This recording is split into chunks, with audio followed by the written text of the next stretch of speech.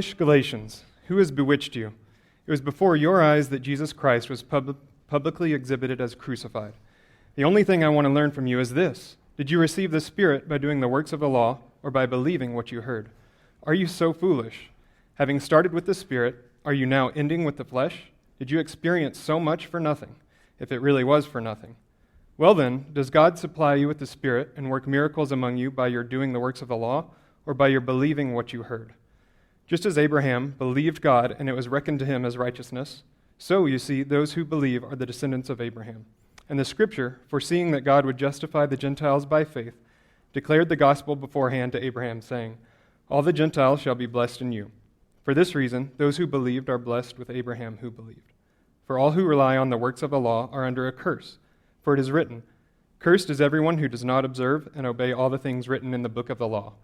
Now it is evident that no one is justified before God by the law, for the one who is righteous will live by faith. But the law does not rest on faith. On the contrary, whoever does the works of the law will live by them. Christ redeemed us from the curse of the law by becoming a curse for us. For it is written, cursed is everyone who hangs on a tree, in order that Jesus Christ, the blessing of Abraham, might come to the Gentiles, so that we might receive the promise of the Spirit through faith. Brothers and sisters, I give an example from daily life. Once a person's will has been ratified, no one adds to it or annuls it. Now the promises were made to Abraham and to his offspring. It does not say, and to offsprings, as of many, but it says, and to your offspring, that is, to one person, who is Christ. My point is this. The law, which came 430 years later, does not annul a covenant previously ratified by God so as to nullify the promise. For if the inheritance comes from the law, it no longer comes from the promise, but God granted it to Abraham through the promise. So, Bengals or Chiefs? Bengals? Burrow? Mahomes? You guys are ambivalent? What's going on here? Is Cole not up there? Come on.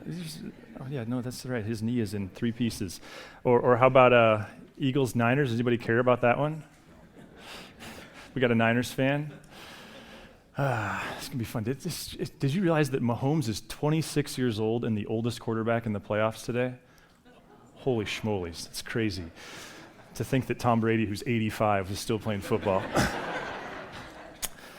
So last week, thanks, Greg, by the way, for reading. We've been working on that one for a couple years, so thank you very much.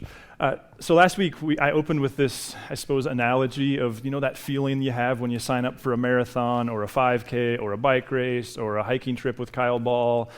But that feeling where you sign up for something, you commit yourself to something that you know is going to stretch you, and then like a month later or a month out or the night before, you have that overwhelming sense of like, what was I thinking?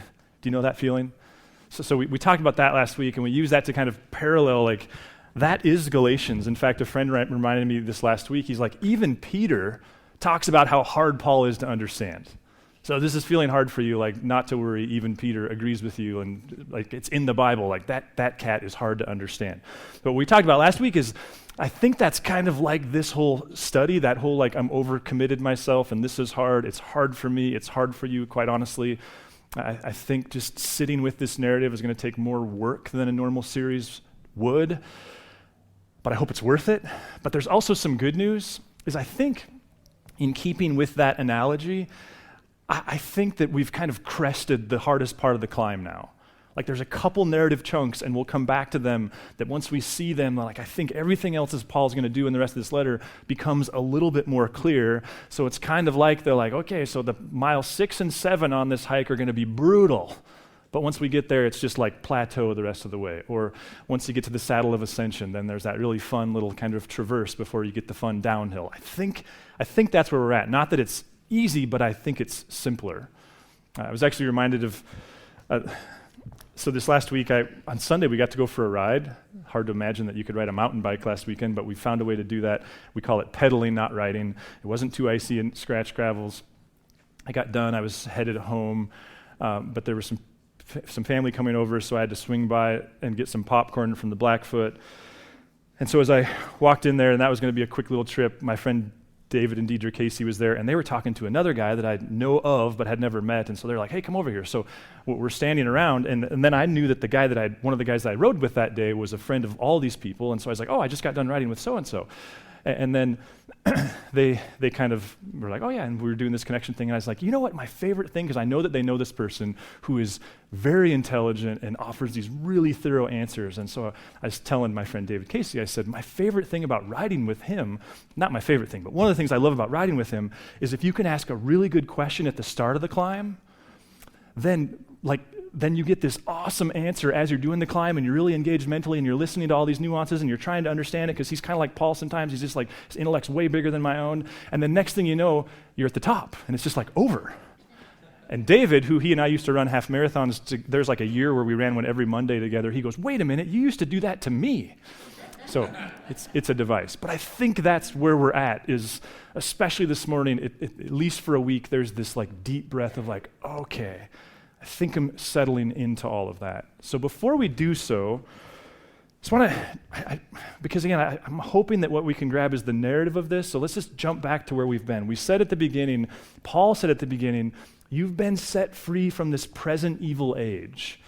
And it's the type of phrase, especially in our modern, secular, kind of non-supernatural mindset, you just kind of skip right over.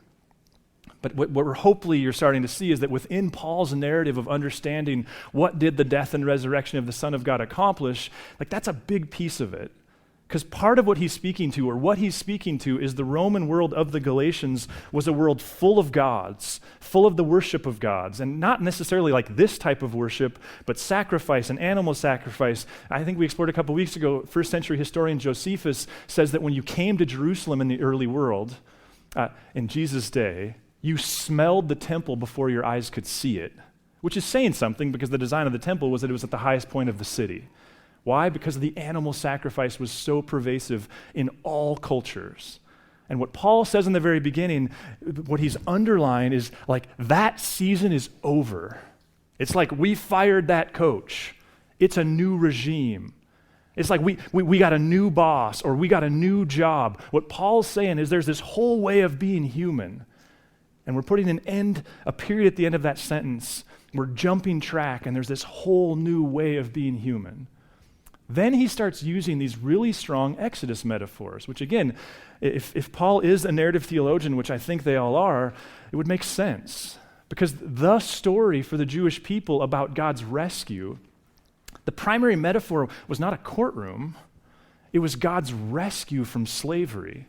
This moment when God called Moses to go into Egypt and lead his people out. And some would say that culminated by their getting to Mount Sinai, where God delivered the 10 Commandments to Moses. And again, we think of that as these black and white kind of codes or rules, but for them it was a covenant. It was seen through a Jewish lens, what happened at Sinai between God and Moses and the people, it was a wedding ceremony. It was a God saying, okay, so you're my people now.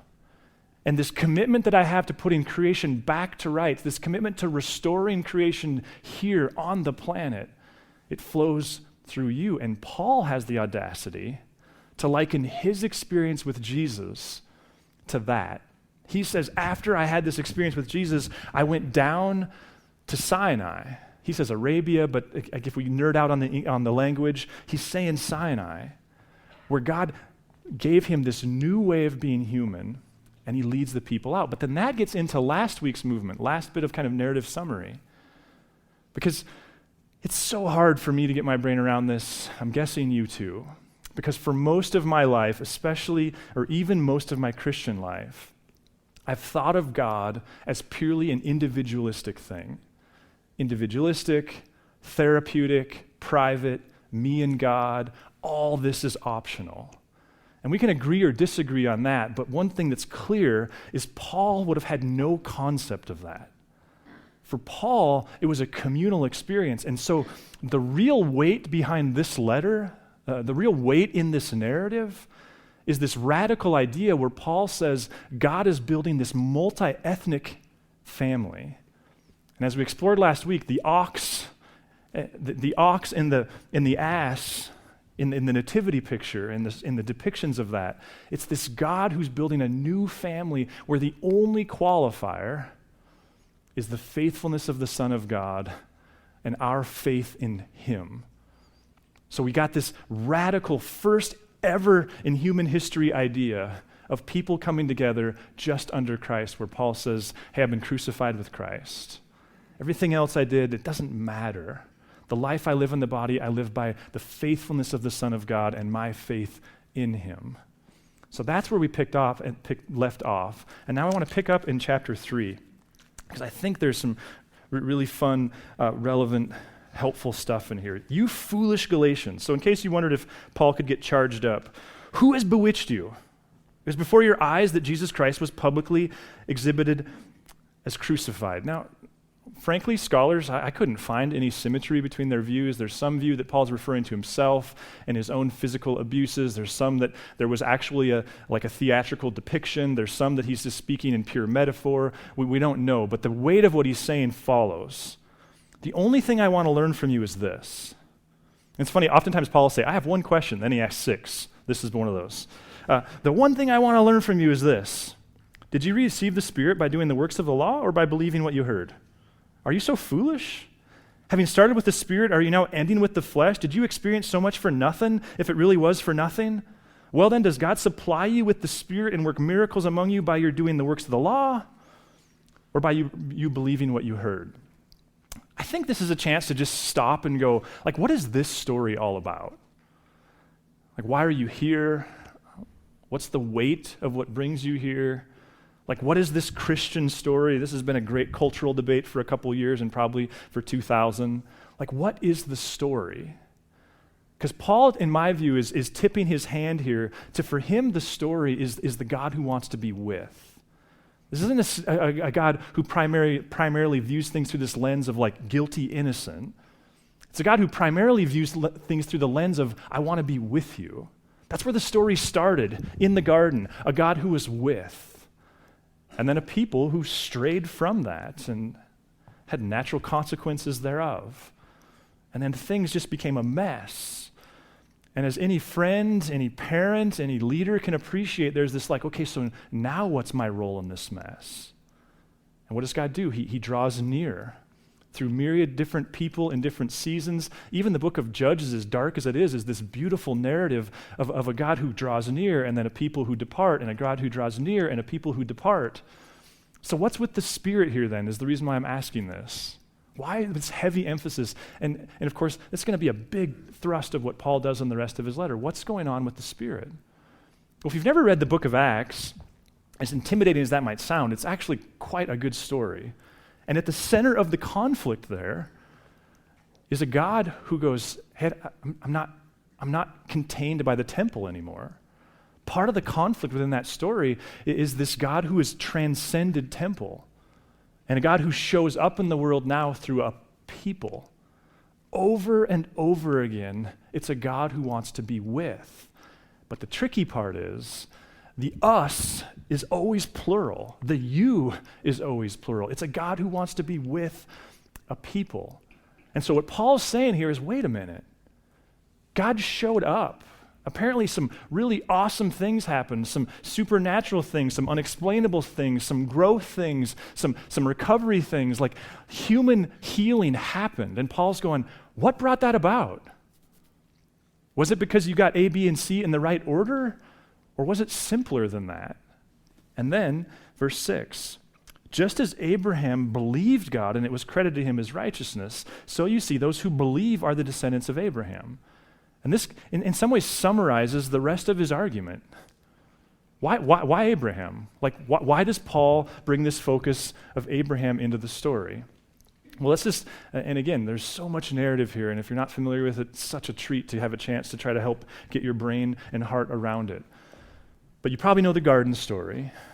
One of the next big stories is in Genesis 12. And some people that I know, who I have a lot of respect for, would say your Bible has 2 chapters, Genesis 1 through 11 and Genesis 12 through Revelation. Why? Because in Genesis 12, God shows up to a guy named Abram, who later becomes Abraham, and he says, hey, Abraham, I'm going to bless you, and you're going to be a blessing to others. It's a stewardship conversation. It's a God who wants to put the world back to rights, but is, for whatever reason, decided that he's going to do that through people. Abraham, I'm going to bless you, and you'll be a blessing to others. My friend Vern used to always say Abraham's job was to be a conduit, a pipeline. Like, you don't contain it. You're not a reservoir. You're a person, you're a people that the blessing flows through. And God's vision for Israel then was that they would be this people who would connect God back. And look at Abraham's response in Genesis 12. I guess I could read it from the screen, but it feels more. So Abram went as the Lord told him. So now here's a really juvenile question. What did God ask of Abraham? Like, what was he asking him to do? What did Abraham do? Well, he went. Simple, but demanding, as we've said in the past.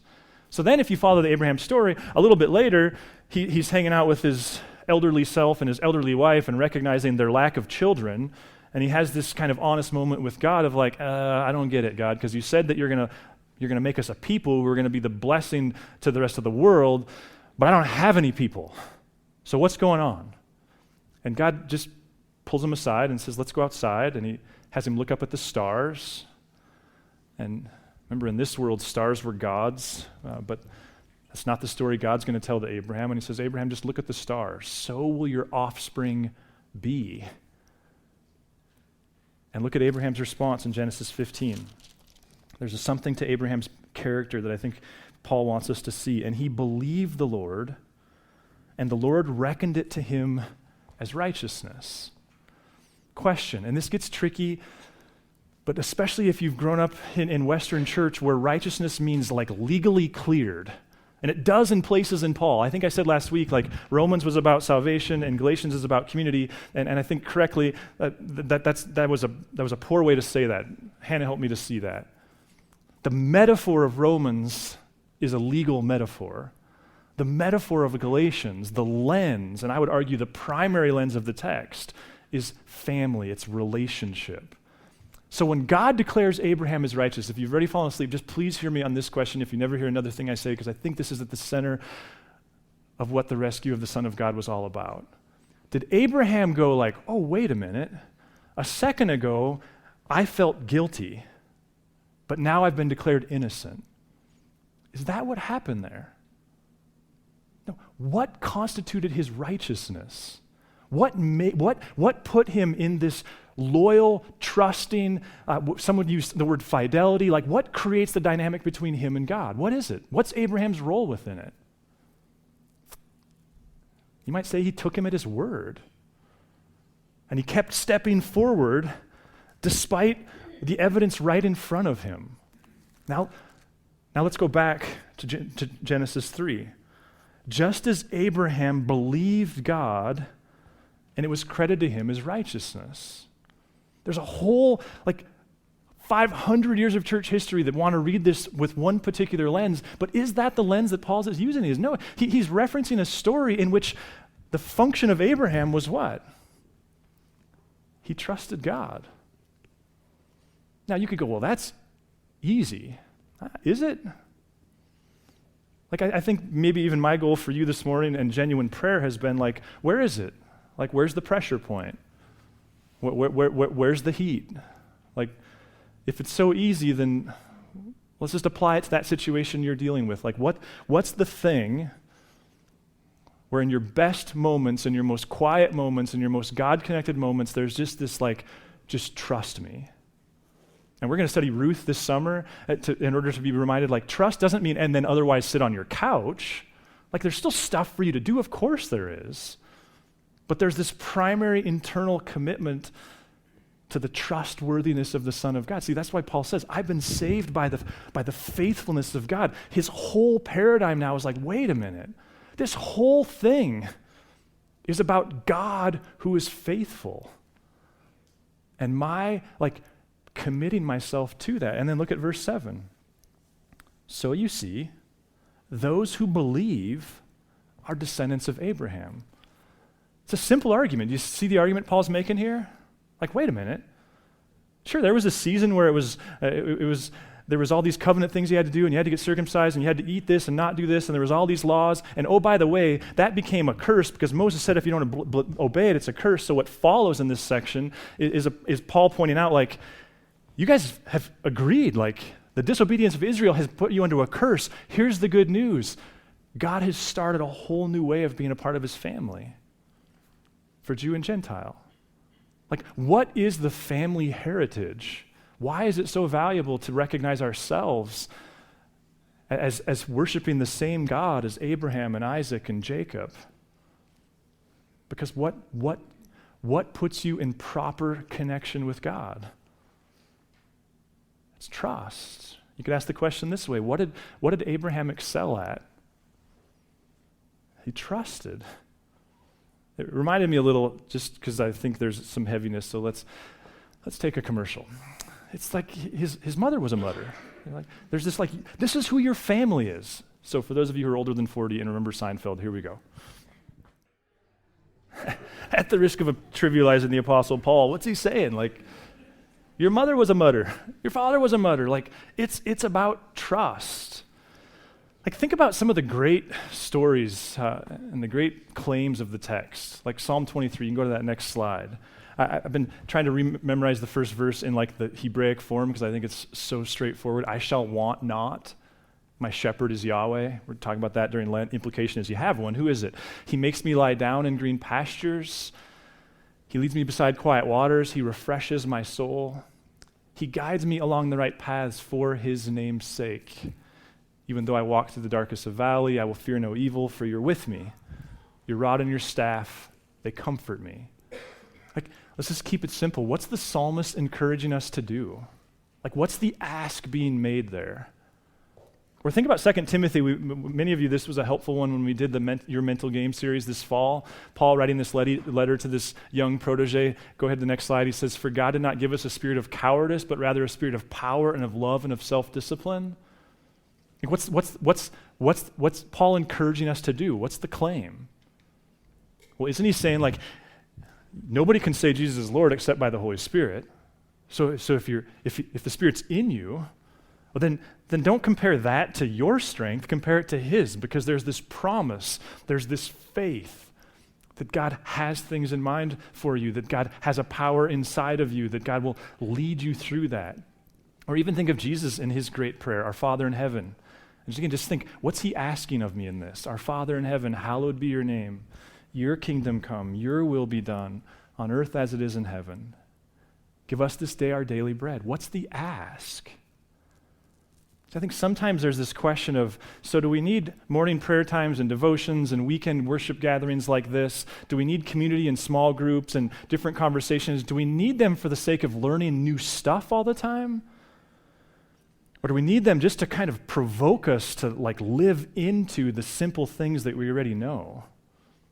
I suppose it's probably both, but I think I've spent too much of my life thinking that it's always about novelty, not about, like, oh yeah, I just need a place that just prompts me to live into what I have committed myself. What's Jesus encouraging us to do? Or this last one, this is one of my go-tos when there's a lot of heat.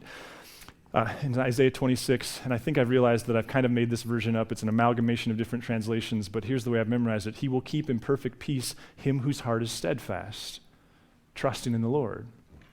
What's going on there? What's Isaiah asking us or inviting us to do? Like, what's Paul saying then in all of this? Isn't he kind of doing the Vince Lombardi thing where he's like, okay, everybody, this is a football. Like, let's just tear this thing down to the studs. And maybe that's part of the gift of COVID, is for so many of us, that's what happened, was everything about faith and what it's all about, it just tore it down to the studs. And in some cases we found out, like, man, I don't have anything there, I got to build something. But in other cases, just like, oh yeah, like Abraham, whose shoulders I stand on, Sarah, whose shoulders I stand on, Miriam, Ruth, Naomi. I mean, just name the patriarchs and the matriarchs, the heroes of the faith. Go read Hebrews 11. What is it that they excelled at? Just confidence, trust. Not a lot of tricks this morning, other than just to ask you, so where's the heat? Like, where's the looming thought? Where's the doom? Where's the invitation? Where's the commitment that God's calling you to? And what if you just gave yourself the benefit of the doubt to go like, you don't have to commit for the rest of your life, just commit to today. And maybe that's why there are these daily liturgies so common in Christian history, is because Jesus knew what he was talking about when he just was like, this day, give me this day. I really think one of the great metaphors in all the text is the manna, a God who's just one day at a time. Where's the heat for you? You know, as the band comes back up here and we're going to get a chance to take communion, you guys can start making your way back up here. I was thinking this week, I think one of the things that I'm enjoying about getting old is, it's all relative, Dave.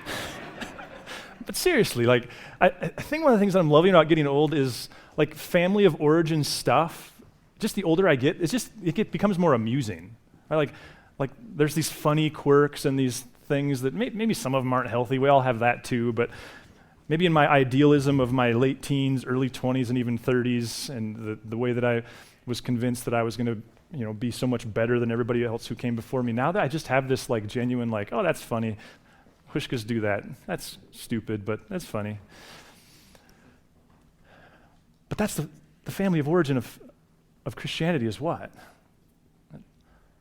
When you say everything else is complementary to this one thing, it's a people who like push all their chips to the middle of the table, sorry for the mixed metaphor, and go, I'm just all in on the faithfulness of God. And that's really what we do with communion, isn't it? It's this reflection on a God who is faithful. So these guys are going to lead us in a song, and if you've not taken communion with us before, if you're a follower of Jesus and active in that, you're very welcome. If you're not baptized, I'd love to talk to you about that, because I do think there's value there. I would also encourage you to use this time to just sit with God and ask him where are the areas where you're needing to trust, and where are the areas where you're not, and what does it look like to apologize to him for not, and what does it sound like to hear him go, that's okay, let's do it again, let's try again today. But that's what we're doing, and if you're not comfortable taking communion, of course you don't have to. Let me pray and we'll jump in. God, thanks, Lord, that there are these movements within Christian theology and thinking and life together that are these massive paradigm shifts that require a lot of intellectual work. And then there's just these simple moments of like, oh yeah, to be Christian is to make myself vulnerable to your faithfulness. To just live into the fact that you are faithful, oftentimes in surprising ways, but when we turn to you, you prove yourself faithful. And so, God, we acknowledge those ways that we struggle with that. We are so grateful to hear your forgiveness for that. And thanks for communion, God, that it's this great mystery and has been. We recognize, Lord, that we need your Spirit to live this thing out. So would you take our ordinary, everyday lives, and would you use them for your good, and may we be symbols and beacons of your faithfulness in the world, and would you take this ordinary, everyday bread and wine, and would you make it food for you in us? We love you, Jesus. Amen. Thanks for listening. If you'd like to learn more about Narrate Church, find us online at narratechurch.org or look us up on Facebook or Instagram.